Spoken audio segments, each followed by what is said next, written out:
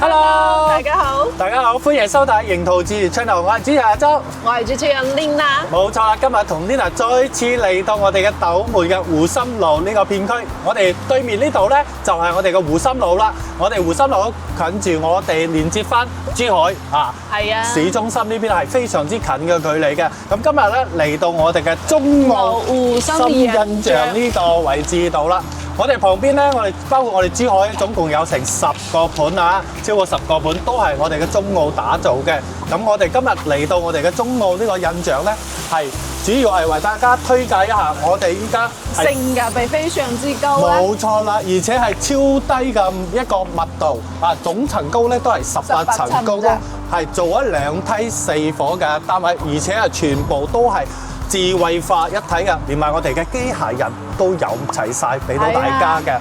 我哋而家可以睇下呢個環境咧，係非常之舒適嘅喎。咁我哋而家所處呢個位置度咧，就係我哋嘅售樓中心呢個位置度啦。咁接下嚟咧，同大家講解下我哋今日需要買到嘅戶型，包括有我哋嘅77方2房2廳啊一圍嘅單位啦，還有我哋嘅88方嘅3房2廳2圍嘅單位嘅，唯有一個咧就係我哋嘅大積數嘅105方㗎啦。咁今日咧主要同大家講一下咧，我哋依家係在售緊嘅係我哋呢一個單位啦。咁我哋依家目前所在嘅位置咧，就係我哋嘅沙盤嘅位置啦。阿 Lina 同大家講解一下。係啊，我哋可以睇到咧，而家咧成個小區咧，佢就唔係好大，總共係6棟嘅自界嚟嘅。咁而家咧，我哋可以睇到我哋成個小區咧，佢每一棟嘅樓下咧，都係有我哋一個飯會所，冇錯啦。而且每一棟樓下嘅飯會所咧，都係擁有住我哋唔同主題嘅一個會所嚟嘅。有我哋嘅輕餐簡食啦，同埋書吧啦，以及我哋嘅食堂啦、幼兒園啦、電技啦、KTV 啊、練習場啦、光影劇場呢啲等等，都係配備翻俾到我哋。咁我哋睇到嘅一座下邊咧，就係我哋一個兒童遊樂園嘅主題呢個飯會所俾到大家啦。咁我哋總佔地面即係去到2.7萬平方嘅，咁建面係去到8.8萬嘅，咁可想而知係個密度係非常之低嘅，並且咧我哋園林綠化咧達到係35%嘅一個園林綠化嚟嘅。是的，而且呢，它總共來說的話，它只有18樓的一個總層高，就是一個低密度小區。係啊，總共都係600戶。是的，而且呢，我們整個小區裡面到時候有我們的業主食堂啊，包括真正的人車分流。後期的話呢，我們是連接我們的一個智能手機，所有的快遞呢是統一在我們的4棟樓下的，直接手機預約可以送貨上門的。然後包括我們可以看一下我們的地下車庫這個地方呢，它是有我們的一個自助洗車位的哦，還有我們的一個充電車位都給您做好了。到時候的話呢，包括我們的一個垃圾桶都是智能分類，有我們的一個語音功能給到你哦。包括我們樓下的話，就有我們自己的一個商業的一個中心的啦。冇錯啦，咁我哋嘅商業街，我哋就將會形成咧，我哋出嚟門口就可以有一排我哋嘅商業俾到大家啦。咁更何況咧，我哋依家所處嘅係升級咗一個叫做機械人嘅一個送餐送外賣，同埋送我哋嘅一個快遞嘅一個比較智能化嘅。對，包括我們樓下這些地方呢，還有我們的一些娛樂設施啊，有我們的一個環濱，就是環步的一個跑道，智能的給到您的，非常的便利。麻雀雖小，但是的話，該有的設施都已經全部有了。講翻我哋整體嘅一個湖心路片區，作為我哋一個我哋中澳我哋呢個企業啦，我深受住我哋嘅港澳人街坊咧都會比較知道，而且咧我哋中澳咧係擁有住自己嘅物業嚟嘅，咁我哋嘅物業費咧係去到係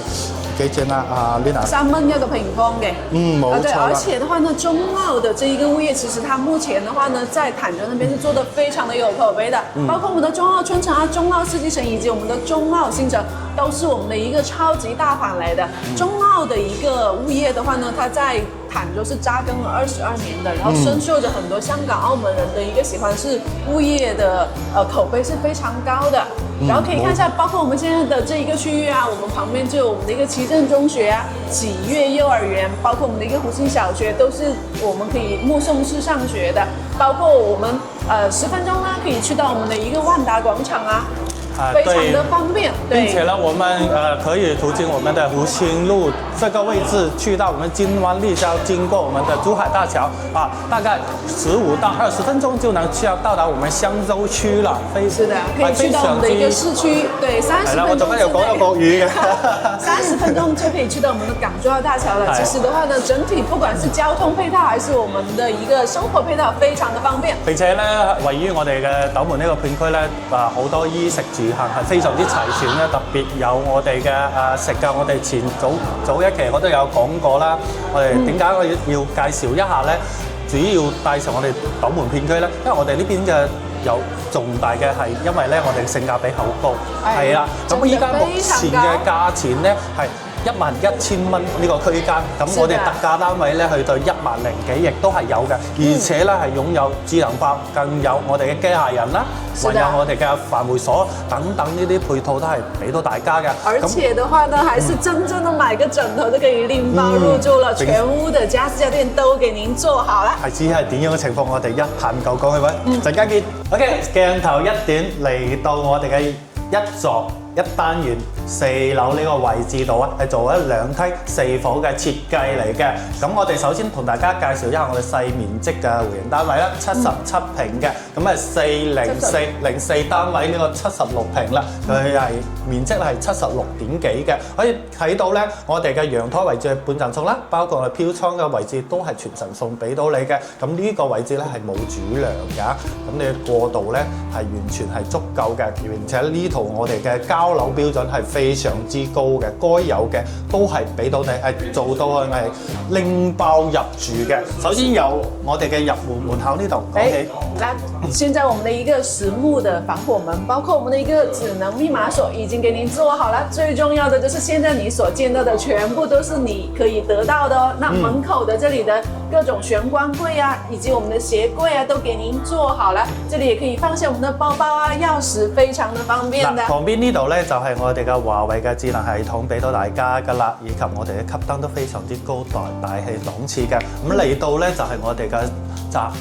廚房呢個位置咧，做咗 U 字型廚房，預留埋我哋冰箱位。到時候咧呢度咧係有翻個推拉門俾你噶。依家你所見到嗰啲咧都係我哋嘅交樓標準嚟㗎。包括我哋嘅廚房嘅都係用咗我哋嘅華帝品牌嘅抽油煙機啊，以及我哋嘅呢個燃氣灶，還有我哋嘅消毒碗櫃，都係用翻我哋華帝品牌嘅。咁呢邊呢個櫥櫃咧係做咗我哋嘅烤漆面嚟嘅，咁清潔起身會更加之容易清潔啦。咁明窗嘅設計，到時候咧咁通風透氣非常之好嘅大單盤俾到你嘅。是的，然後可以看一下我們餐桌的位置，其實整體76平方哦，空間還是非常的足夠的。然後現在放了4人台，其實呢可以移過一點，到時候放個圓台啊，然後這邊做一個餐邊櫃。也是沒有問題的。然後我們客廳的開間，哇，您現在看到的沙發、電視機，所有的冰箱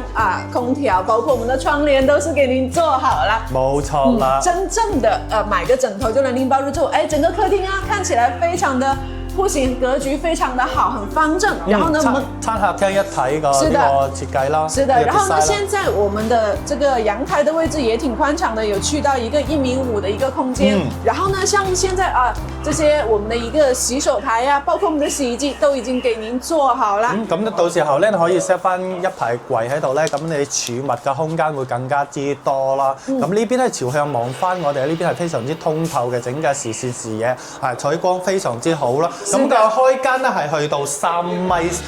嘅呢個開間係非常之開，77方哦，可以做到咁樣嘅開間喎。是的，現在來到我們的休息區，看一下我們的第一間房間啦。現在是放了一個1.2米的床哦，然後還有兩邊的落床位給到您啊。現在的這一個就是我們的一個交樓標準啦。到時候這一道我們收完樓之後可以把這個鐵架拆掉的。那整體到頂的衣櫃已經全部給您做好了，可以看到我們的收納空間完全是足夠的。都係我哋嘅一個交樓標準，可以睇到我哋倉嗰邊咧就嵌入式嘅呢個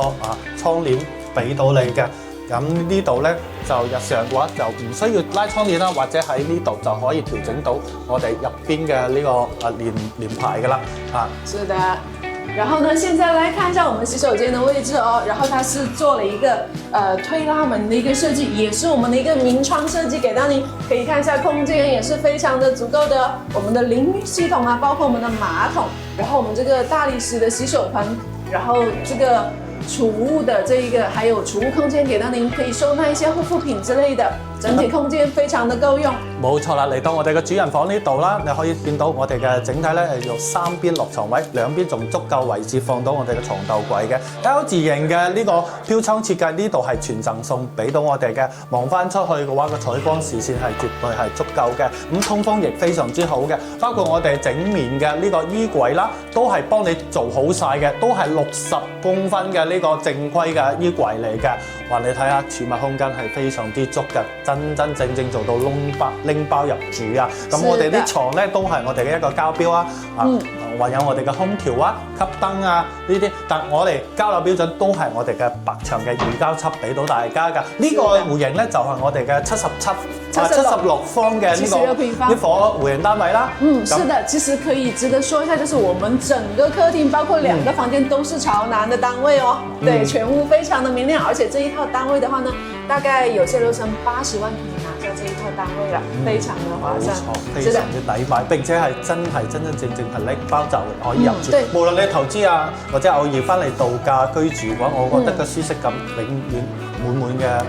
非常舒服。是的，現在可以去看一下我們隔壁的單位啦。咁啊，睇翻個大翻少少個單位啦，咁就係呢一個88平方嘅，做到3房2廳啊，2位嘅設計俾到大家啦。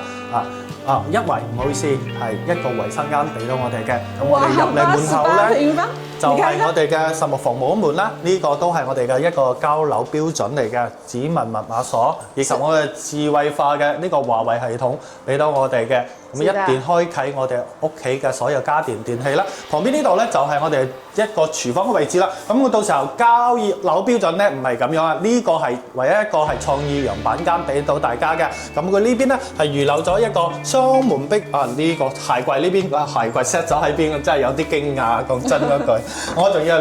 係一個雙門冰箱位啊 ，L 字形嘅設計啦，我哋洗手盤啊，大單盤喺呢度，明倉嘅設計俾到我哋啦啊。不過我覺得呢個創意陽板間做得好嘅地方咧，就係唯一係風窗咧，顯得整個格局弧形咧係比較闊落啲嘅。是的，到時候它交樓的時候，這裡是一堵牆來的，然後這邊是一個推拉門的位置，然後這邊的話呢，就是我們的餐廳位置啦。哇，可以看到88平方整體的一個空間感是非常不錯哦。整個客廳呢是比較長的一點設計啦，俾我感覺咧好似住入咗100方嘅嗰個戶型嘅單位嘅入邊。我覺得110方都有了。係嗎？對，真的，它整個客廳非常的長，然後這邊的話呢，我們放一個8人台的餐桌都沒有問題的啦。咁咧我哋呢個陽台呢個位置啦，陽台呢個位置咧佢係已經係打通咗、駁通咗，做翻咗一個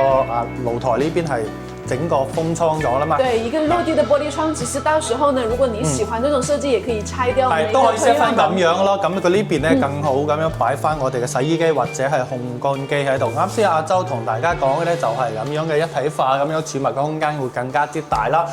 嚟到我哋一個休息區呢邊啦。其實這裡呢是我們的第一間房哦，到時候交樓的時候，這裡是一堵牆來的是一個房間，但是可以看到88平方整體的一個空間感是非常的好哦，很通透。也包括是我們的明窗設計啊，整個飄窗的位置全部贈送給您的。到時候呢，可以在這裡，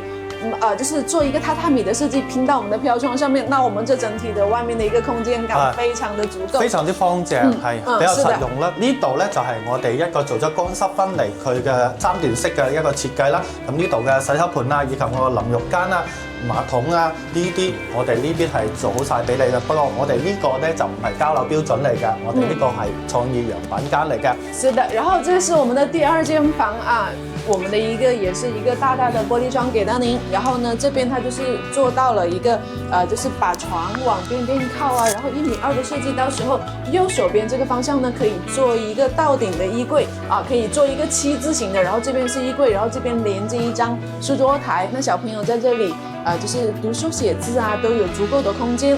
哇！嚟到我哋嘅主人房呢邊啦，哇！我覺得呢個咁大個空間咧，真係白白浪費咗一個缺陷。就係冇咗套間，就係冇套套廁。如果有間套廁喺度，更加之完美。不過88方可以做3房喎，好少見。嗱，呢個飄窗嘅位置咧都係贈送俾你㗎啦。咁你平時咧可以主人家坐喺呢度，係睇下書啊、玩手機咁樣啦。三邊落床位，咁你放個2米到2米2嘅床都係冇問題嘅。咁包括我哋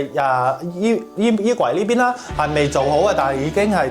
當係已經係做晒啦。有這樣的一個空間給到您，係有咁個空間俾到我哋咧，到時候是的，而且這個床其實它放的是一個2米的床，還有這麼大的空間，還是非常不錯的。其實88平方，它這個空間利用率非常的高啦。係啦，照樣係我哋嘅華為嘅智能系統俾到我哋啦。咁呢一伙單位咧就係88平嘅呢個戶型單位啦，3房2廳1衛嘅設計。咁咧相對嚟講咧會比我哋啱先76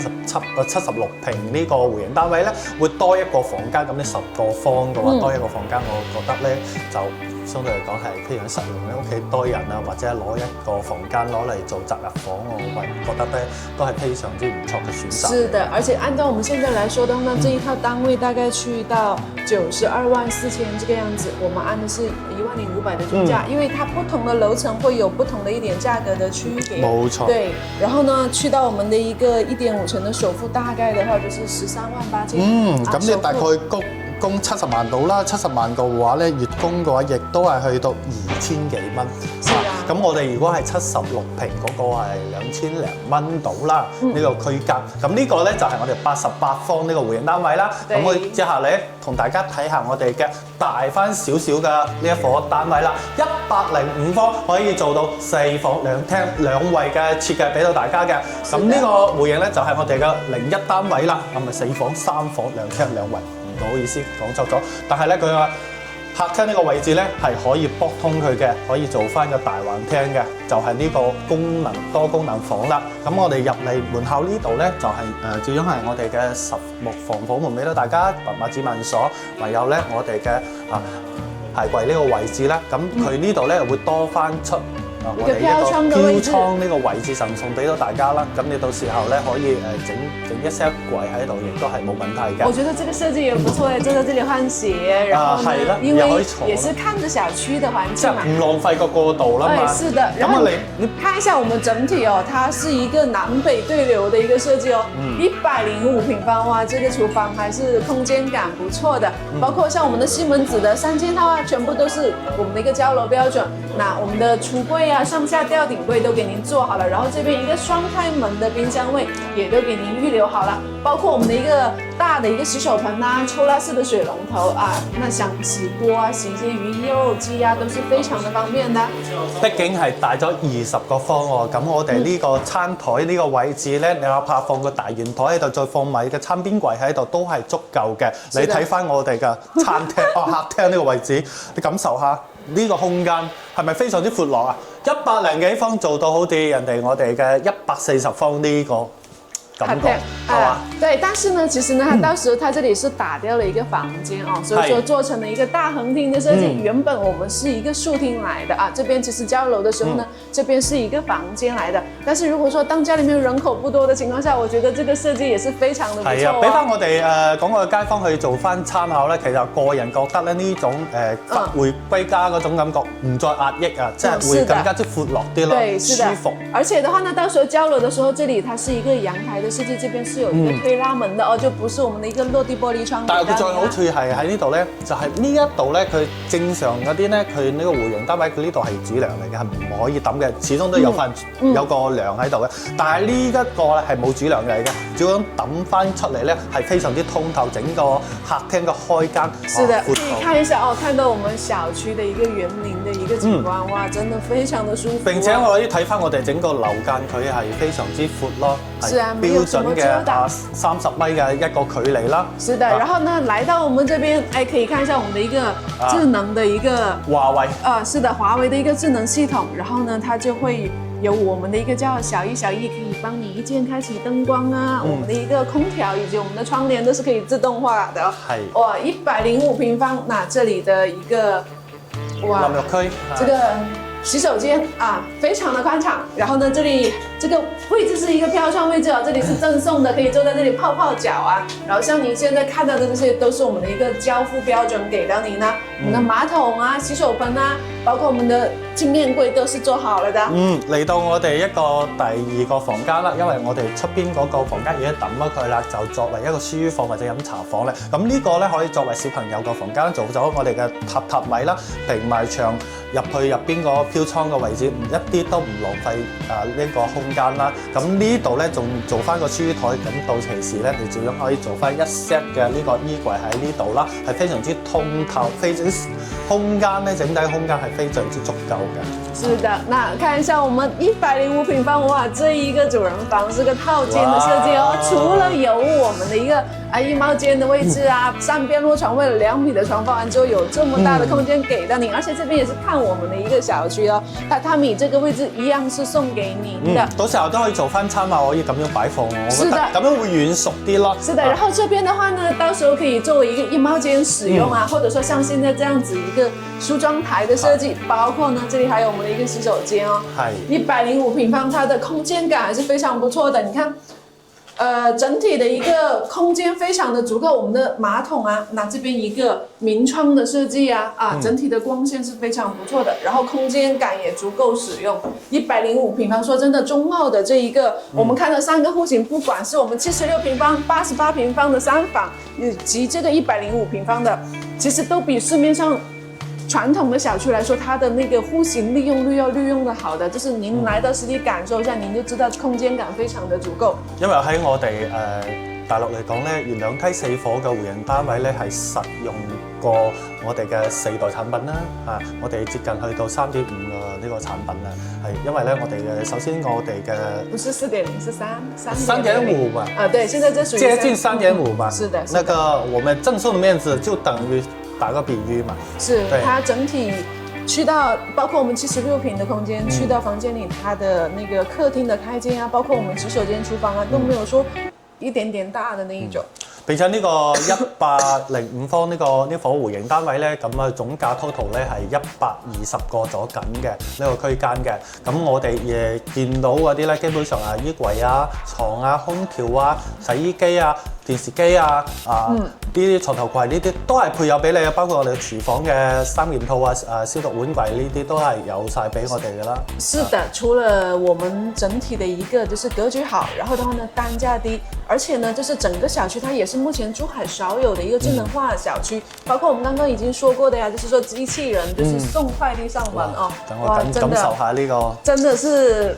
非常的不錯的，居住在這裡，不管說是周邊的配套啊，還是我們的一個生活環境啊，小區的園林環境啊，其實真正的給您做到了，就是有一個好的居住感啊。最緊要佢有我哋每一個主題會所俾到大家啦，咁何況咧我哋有智慧化嘅華為系統啦，還有我哋嘅機械人啦，送貨上門是的，而且還有業主食堂哦。如果說平時週末回來不想要自己去做飯的情況下，就我覺得這個真的非常好。所以說，我覺得各位街坊真的是可以一定要來現場看一下，感受一下。最緊要係咩咧？我哋呢度出邊咧就係我哋嘅湖心路啦，係一個主幹道嚟嘅，去到我哋嘅珠海市區啊，或者去到港珠澳大橋都非常的方便，非常之方便。我哋喺譬如我港珠澳大橋咧落嚟咧過到嚟咧都係30分鐘呢個時間就可以到達，係非常之方便嘅。對，我們真的Nina 跟周都極力推薦一定要來現場看看。那我們今天呢個咁嘅均價喎，而且呢個咁樣嘅交標喎，啱啱先，並且揾到我哋仲有我嘅折扣優惠俾到大家嘅。歡迎有什麼就是可以在評論區留言啦。冇錯，可以評論區度留言俾我，或者中意我哋嘅可以點翻個 like 嘅歡迎，可以點下方嘅二維碼掃WeChat 或者係呢個WhatsApp 聯繫到我哋嘅，我哋希望幫到大家各位街坊嘅。咁呢期就到呢度，我哋呢下期再見，拜拜。